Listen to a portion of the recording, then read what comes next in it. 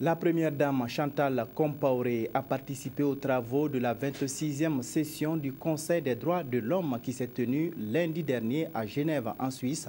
À cette tribune, l'ambassadrice de bonne volonté a partagé l'expérience du Burkina Faso dans la lutte contre les mutilations génitales féminines. Le point avec nos envoyés spéciaux Salif Belem et Godefroy Bazier. C'est une première dans l'histoire du Conseil des droits de l'homme des Nations Unies. Tenir un panel de haut niveau sur l'identification des bonnes pratiques dans la lutte contre les mutilations génitales féminines MGF.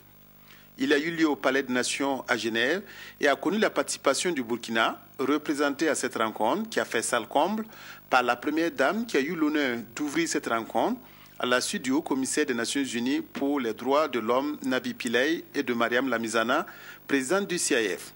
Tour à tour, les panélistes ont été interrogés par la modératrice, l'ambassadrice du Togo auprès de la mission permanente des Nations Unies, Nakpa Polo.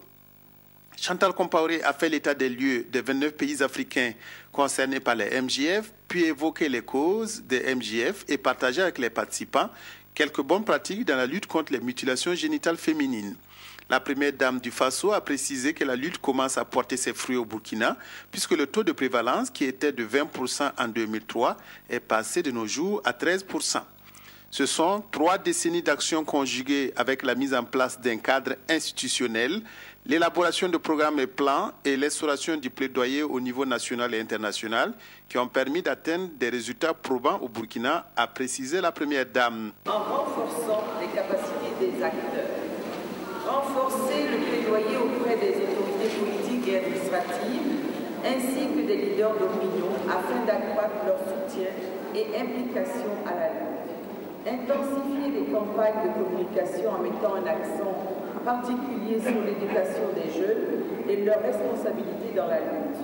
Diffuser les instruments régionaux et internationaux, notamment le protocole de Maputo de la résolution 67-146 de l'Assemblée générale des Nations Unies. Chantal Compaoré, dont les actions en faveur de la lutte contre les MGF ont été unanimement saluées par les participants, a mis en lumière les bonnes pratiques qui vont aux déclarations publiques d'abandon à l'introduction du module de l'enseignement, en passant par le soutien aux victimes à travers leur prise en charge. Quant à Mariam Lamizana, elle s'est attardée sur les perspectives régionales, sur les normes sociales et culturelles qui sous-tendent les MGF, les pratiques prometteuses pour lutter contre les mutilations et le rôle des organisations et mécanismes régionaux pour aider les efforts de lutte contre les MGF.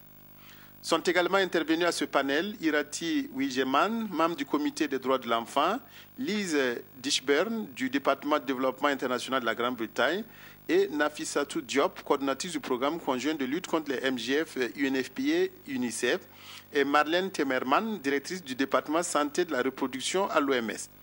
Un panel qui a permis de tirer de grands enseignements. Nous sommes arrivés à un stade où, avec la résolution onusienne, nous devons avancer. Nous devons avancer dans nos approches par rapport à la lutte contre la pratique de l'excision. La participation de la première dame a été saluée par les participants, preuve de son leadership dans la bataille contre les pratiques avilissantes, et cette reconnaissance est accueillie avec fierté par le Burkina. Disons, j'ai été très fière parce que d'avoir pu contribuer à